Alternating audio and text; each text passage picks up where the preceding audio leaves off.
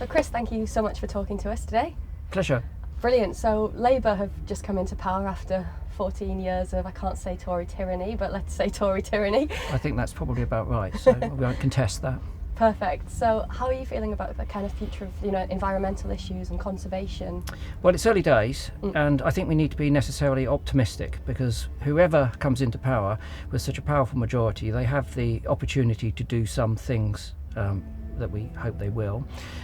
Their feet have just touched the ground, and they've just about got them under the desk, and now we've got summer recess. They'll come back from summer recess, we go straight into the conference season. So unfortunately, due to the timing of the election, I think that we've got to give them some grace at this point.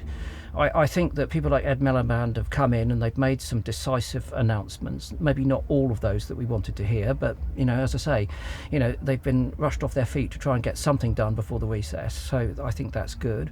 Steve Reed has come in obviously and is looking after the team at Defra, and I think that there are some wildlife friendly, hopefully farming friendly people now in that ministerial board, which is good. I still fear that the NFU has a stranglehold over Defra, and that's something that we need to address. There's no question about that, and we'll have to see how it goes. We are in contact with them. We're constantly speaking to them, on WhatsApping them, trying to keep doors open.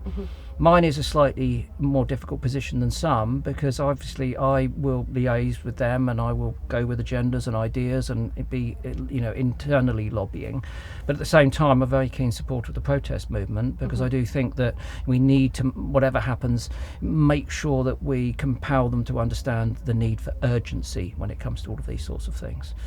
More broadly speaking, we've seen Rachel Reeves talking about house building.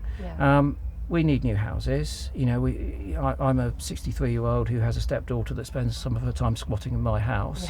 So we do need to put up a lot of cheaper housing, but it's got to be the right housing. There's no point in putting up housing without solar panels, electric car charging, grey water, and also properly insulated. So when we're talking about energy security, which Ed has been talking about, and the move towards more renewables, that's great. There's no point in generating that energy and then building houses where it all just goes out through the roof and the walls.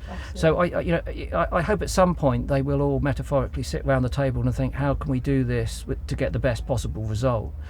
But they will, as ever, be up against very powerful lobbying bodies. I've already mentioned the NFU in Defra. We know that they have a very powerful presence there.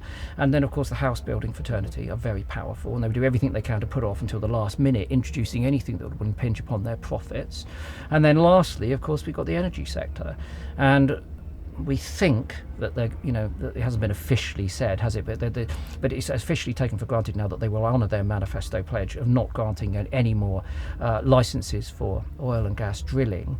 But they would honour those licences that were given in the dying days of the last regime. It's just for new, isn't it? New companies. Well, and we're not going to be satisfied with that, are we? No. Quite clearly. So we are going to be lobbying very hard to make sure that those licences are rescinded, and we see that just transition away from a dependence on fossil fuels to renewables. And we do protect those jobs and those and those communities that are currently working in that sector, but we invest immediately in making sure that transition takes place, and that requires bold, brave leadership.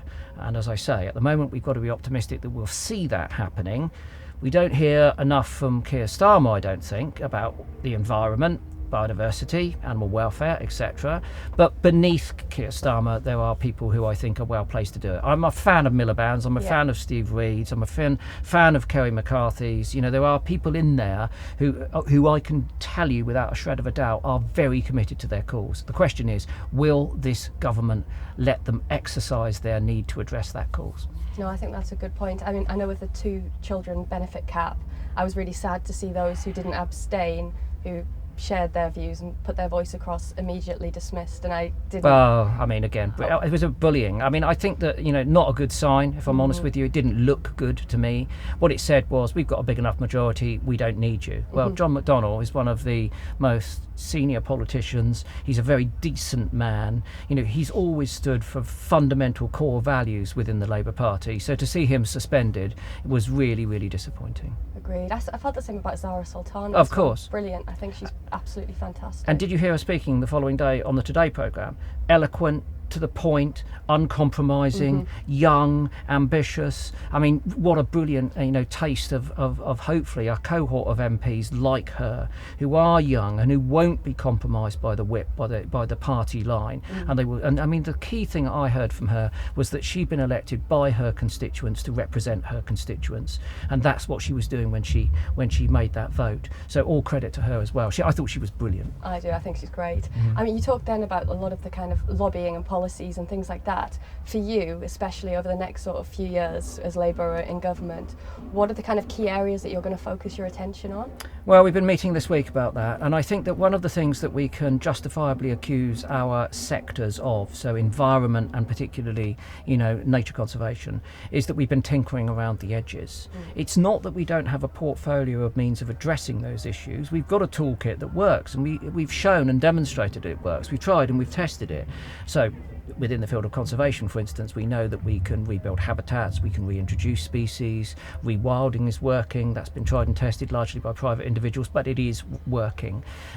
We've been held up in some of our other initiatives, again, basic stuff like bringing back beavers. It's been thwarted constantly by the statutory agencies, by DEFRA, which is obviously the might of the NFU again.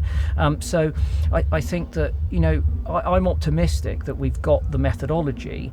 What depresses me is that for years and years we haven't rolled it out, and somehow or other we've got to find the fortitude now to take on the bigger fight, basically. And I think that when you read, again, sticking with nature conservation, when you look at the state of nature reports, which are published every 4 years and which tell us about the conditions of our habitats, the declines or changes in distribution of our species, it's a steady and monotonous decline.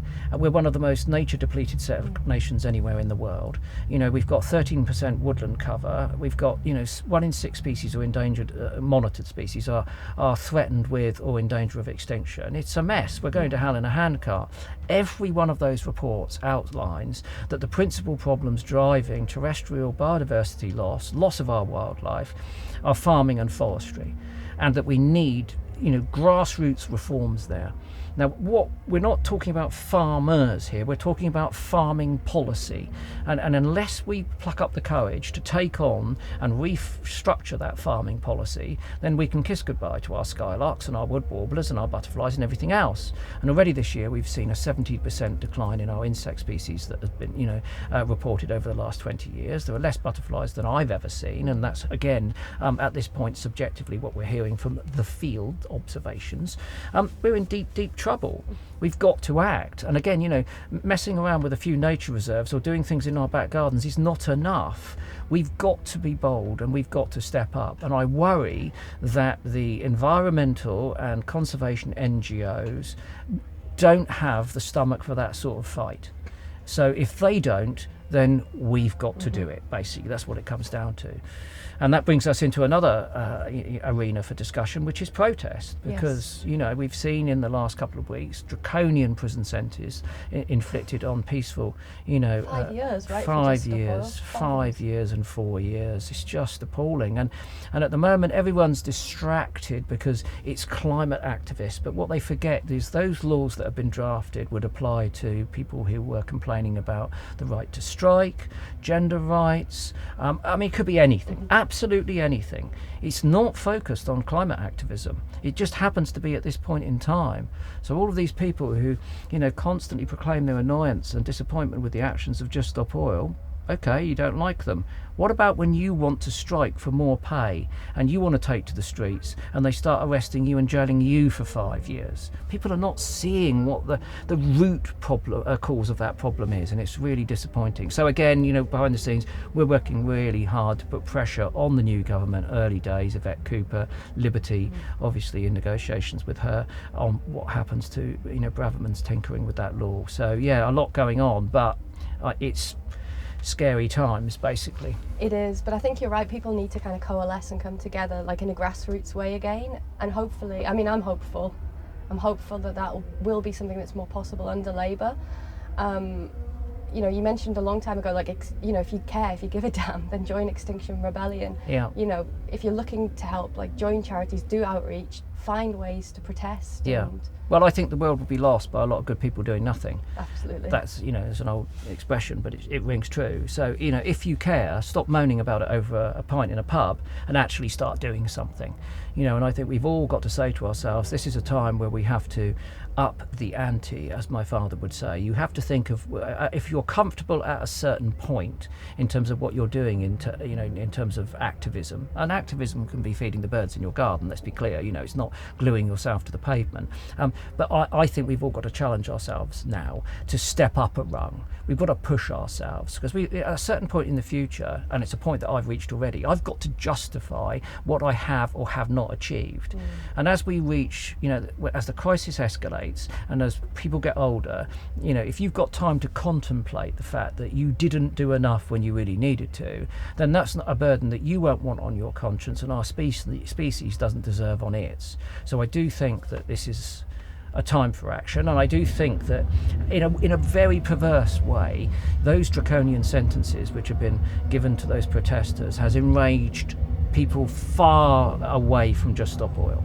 And I think that we're nudging closer to a George Floyd tipping point, or you know, or the Me Too movement suddenly exploding after years and years of misogyny and lack of gender equality and abuse of women in that industry. All of a sudden, it tipped with Weinstein, and thankfully we've seen, you know, significant reforms. Ditto, you know, George Floyd, Black Lives Matter exploded around the world and reminded everyone that we haven't dealt with racism, and there's still a lot further to go with these issues. And I think, you know, when we get to that tipping point when it comes to climate, biodiversity loss, animal welfare, all of which are intertwined, of course, then, you know, we'll see that explosion of activity. And I just hope we're close to it. It's worrying times, but at the same time, it's kind of exciting because things are going to change. You know, it's inevitable.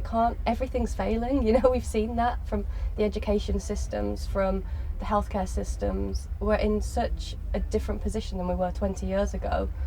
And people know that now. You know, younger people are really conscious, much more conscious about the environment than ever before. You know, we're speaking to Genesis Butler, who was 10 years old, talking on TED Talks about the future and the climate. And there's so many young voices now that are, you know, really being pushed to be heard.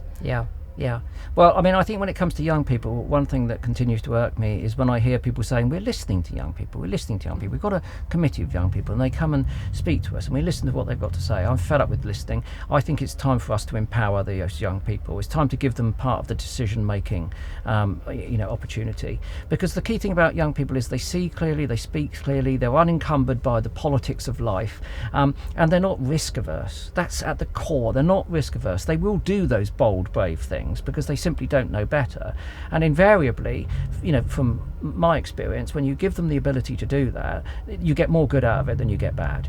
And ultimately, making mistakes is part of a path to progress. So you can't, you know, be punitive and say, oh no, but the trouble is if we let them do that, they're bound to make some mistakes, so they're young and inexperienced. It's like, yeah, of course they will. That's the brilliant bit of, that's the joy of it, you know, that's the absolute joy. So I do think that this is a time when, you know, well, we've seen in the United States, you know, Biden has stood down, highly symbolic of a generation of people who are essentially not physically fit to govern.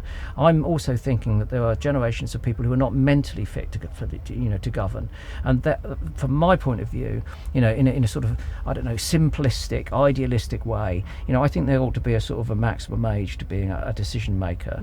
You know, I don't know what that would be. It would certainly be younger than me. You know, I mean, you'd say 50, and you say you want most of our decision makers to be aged between 25 and 35, I imagine. You know, that's where I think the, you know, the best ideas are. That's where the most, you know, when people talk about entrepreneurs, yes, there are old entrepreneurs, but most of their explosive energy was spent younger in life. So yeah, I think let's stop listening to young people. Let's let them do what they need to do. Agreed. I mean, all the best music, the best literature. Of course. It's all written by people of a certain sort of age, Scott right? Fitzgerald was writing in his early 20s. I mean, you know, that was, Mozart. Exactly, Mozart. I mean, it's clear to see. You know, when they put Man on the Moon in July of 1969, the average age of the people working at Mission Control, Cape Canaveral, was 25. It speaks for itself. If it had been 55, they'd have been too scared to push the button on the rocket. We've got to allow those young people into positions of power, basically.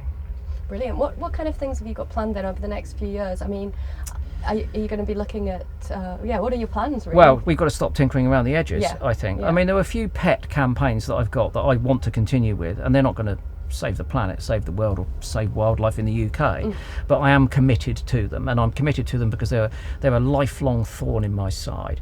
So two of those that I can think of are firstly fur. I've always had a thing about the fur industry. I despise it. I want to shut it down. So Labour have got in their manifesto, which means that they can just drive this through, the ban on the import of fur into the UK. Obviously fur farms were banned in the UK in the 1990s, but we still see fur being imported from China and from Poland and Denmark, where conditions are appalling. And so what's the point of saying, well, we don't want it here, but we're quite happy to take it from over there? It just doesn't compute.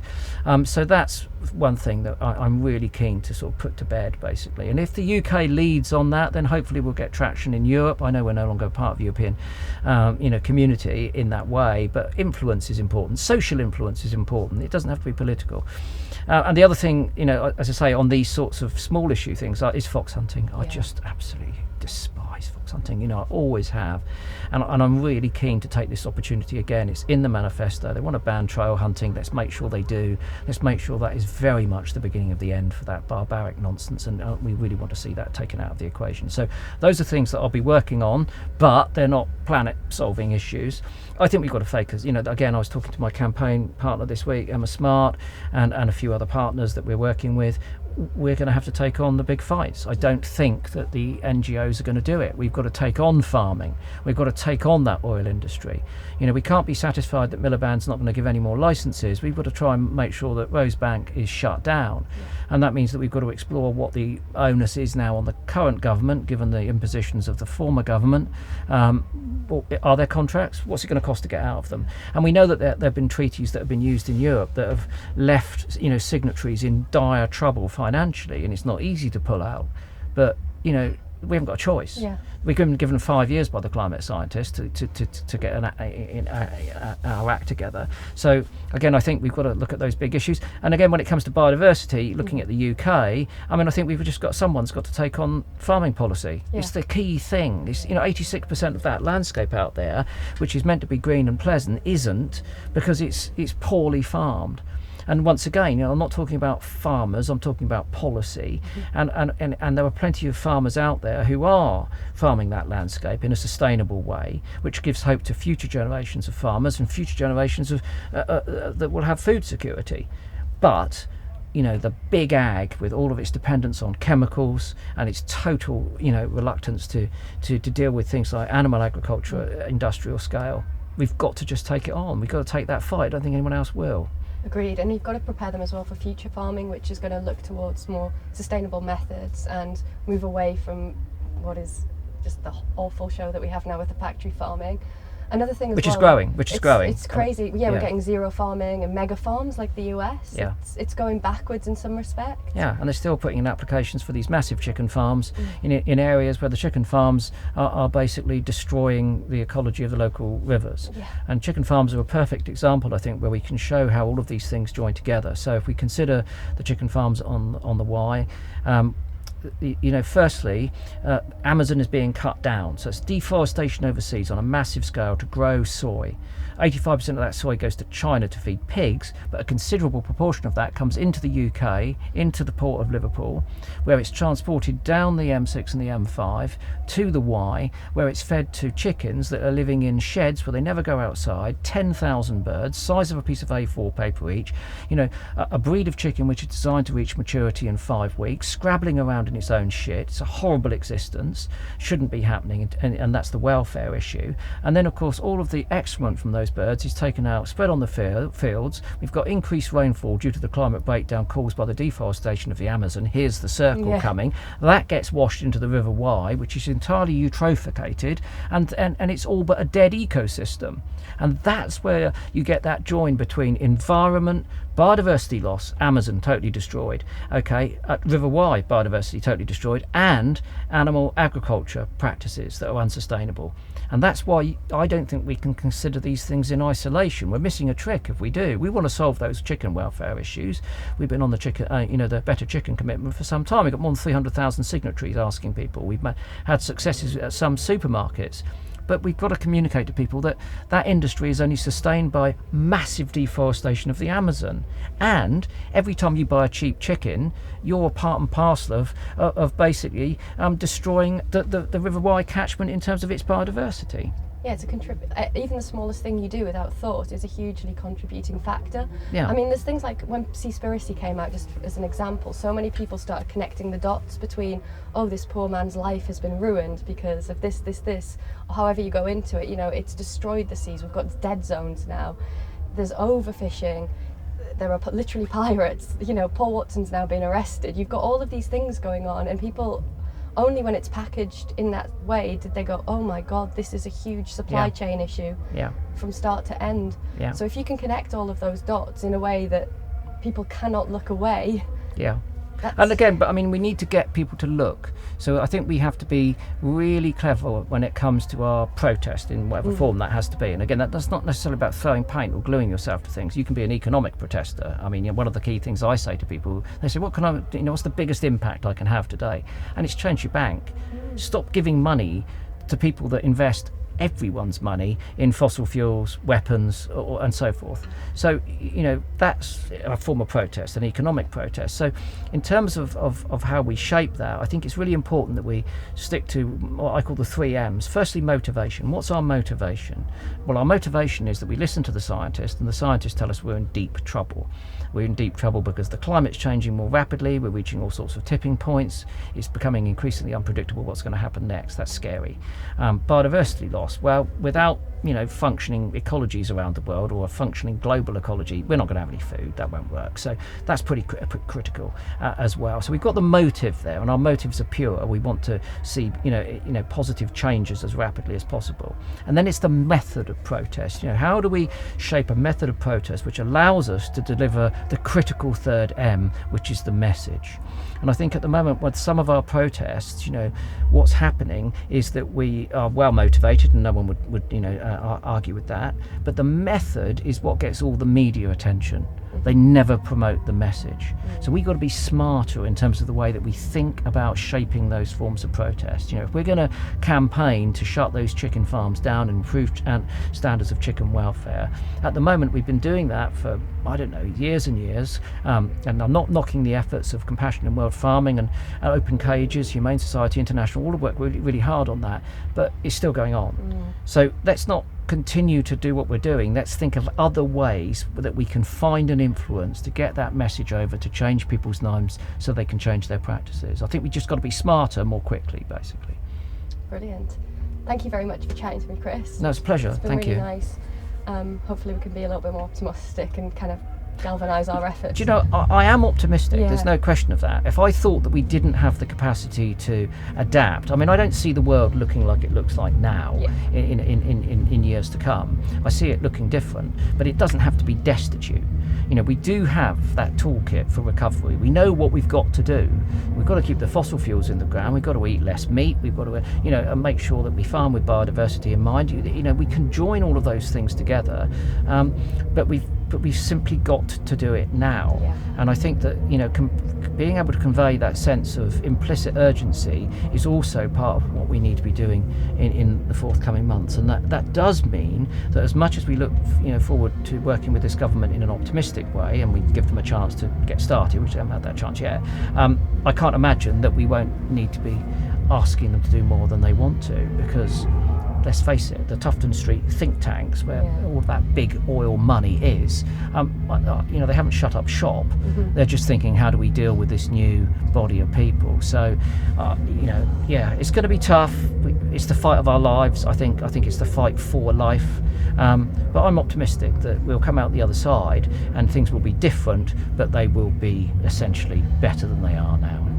So I hope there's more accountability for this government going forward. And when you mentioned the think tanks as well, you've got places like Tufnell Street, it's Tufton, yeah. Tufton Street, sorry, and I'd like there to be more inquiries into what they're doing and who they're influencing. Yeah, well, they have said that they're going to look at the corruption around the PPE, and we know where quite a lot of that money went because it's been highly publicised. It will be interesting to see, how much accountability we get.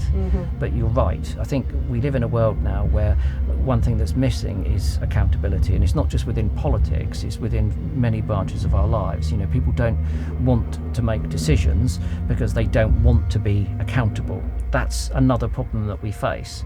And I think that's one of the reasons that holds some of the NGOs back, is they don't want to make a decision because they don't want to be seen to be accountable because it might not work. And that's, again, we just can't afford to be in that position. But yeah, wouldn't it be great if we saw a sweeping, I mean, if you said, Chris, you've got a magic wand, you've got one wish to change how this Labour government are able to act in their period of governance, what would it be? And I go straight away, it would be like that, to get rid of those lobbyists.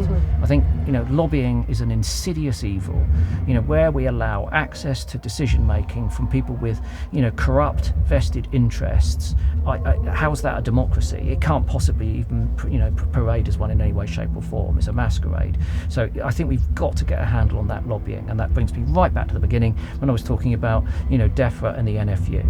We've got to break their power and their stranglehold over that decision-making process, because they've spent years ingratiating themselves, weaseling into that department where they are driving all of those decisions. So unless we can sweep that out, I don't think we're going to get the reform that we need, not without an enormous fight. And it would be so much better to be doing things constructively rather than have to be destructive before we get started.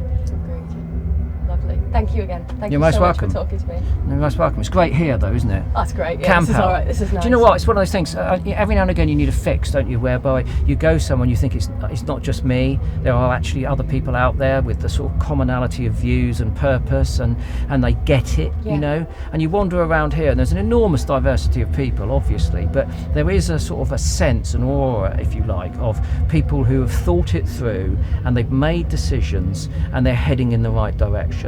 And if you contrast that with my Twitter feed this morning, it's really uplifting to be here, Agreed. Yeah, it's totally different. Knock, knock, knock. Hello. Oh, sorry. That's Hello. all right. Have you finished?